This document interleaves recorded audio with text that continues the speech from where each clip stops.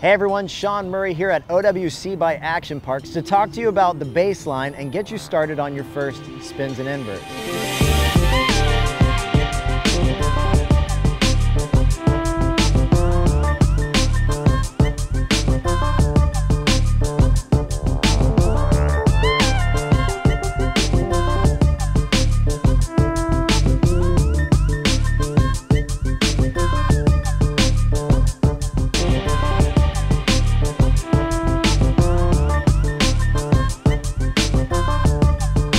This board features a continuous rocker and wider profile to increase your pop off the wake. It has a variable edge design, giving you a soft center, more forgiving rail, and gets sharper as you get to the tip and tail to hold the edge. The dual tunnel keeps the water between your fins, allowing for a clean, powerful release off the wake. Simplicity shape just means less is more. The less features I have on the bottom, the less the water has to adjust to what I'm doing, meaning cleaner rides and softer landings. The monocoque construction and layered glass keeps the board strong and super light. This board was designed for intermediate riders wanting to take their riding to the next level. When we created this board, we wanted it to go from the beginners all the way to the advanced riders. And what we're really finding is with all this surface area, it is great for people who are working on their first spins and inverts.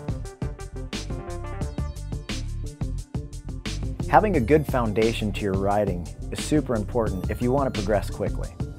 Some keys to good body position are standing tall, similar to how you stand on the ground, but make sure that you're leaning away from the direction of pull. Start with your arms by keeping them straight and put your hips up to the handle by arching your back. Keep your knees slightly bent. By standing tall, it allows you to put less effort into your riding and getting a lot more out of it. To make sure that you're taking a proper edge into the wake, don't start cutting too hard too soon. Rather, begin a progressive edge, building up the power and edging through the bottom of the wake all the way to the top. In this video, I'm going to be going over the first inverts and spin that I generally teach riders. Now, if you ever find yourself needing more instruction, check out my app for iPhone and iPad. It's called Wake MD. If people are having a hard time getting themselves to go upside down, what I tell them to do is just go surf the wake with the boat around 16 to 17 miles an hour. Start by carving and surfing the wake 3 times. And on your 3rd time into the wake, stay on your edge all the way to the top. And as soon as you get to the top, look back. You can't help at least land on your back, if not go into a back dive.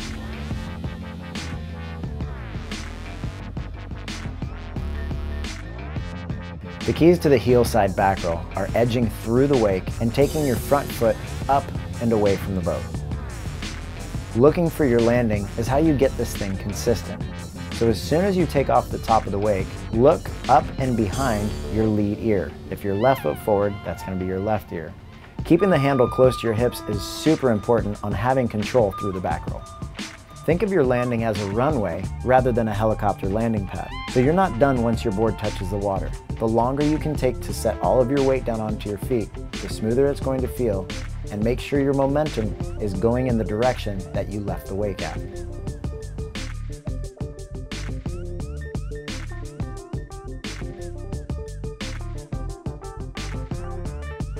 For the toe side back roll, start about 20 feet outside of the wake. Begin an easy approach so that you still have some edge left to cut right through the wake. Keeping 2 hands on the handle, at least to the peak of this flip, is very important to having control and maximum pop.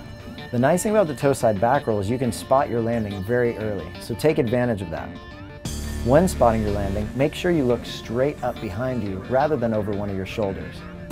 If you find yourself rotating while flipping, you're probably looking over a shoulder. The toe side back roll has the same thing going against it that a toe side wake jump does, that when you're landing, the rope is trying to stop you from continuing your momentum cutting away from the wake. Keeping the handle on your front hip allows you to keep riding away from the boat.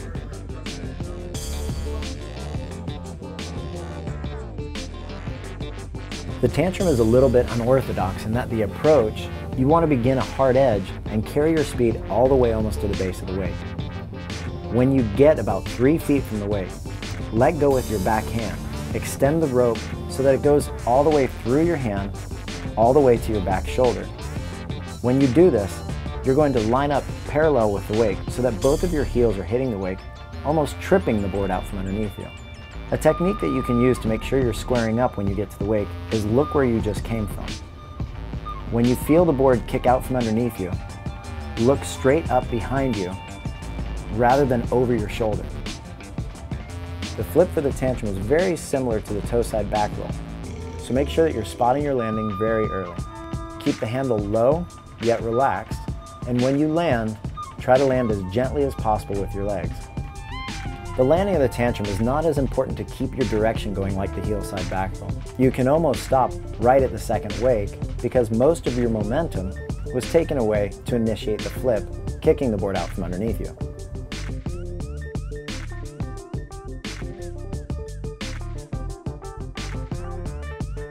When teaching riders to spin, I generally start with a heel side frontside 3. And you can either just grip it and rip it, go for it wake to wake, or if you're like most people, you can take some time and learn how to do surface 3s properly. So when you go for it wake to wake, there's going to be a lot less chance for you taking a hard fall, and you're going to feel a lot better when you try it. When going wake to wake for your first time, keeping the rope around 60 feet is probably a good place to start, and the speed around 20 miles an hour. Keys to think about. Make sure you're edging all the way to the top of the wake. Do not spin too soon.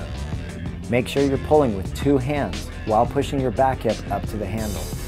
Make a quick handle pass by taking your front hand off and reaching around quickly, getting the handle back into your other hand.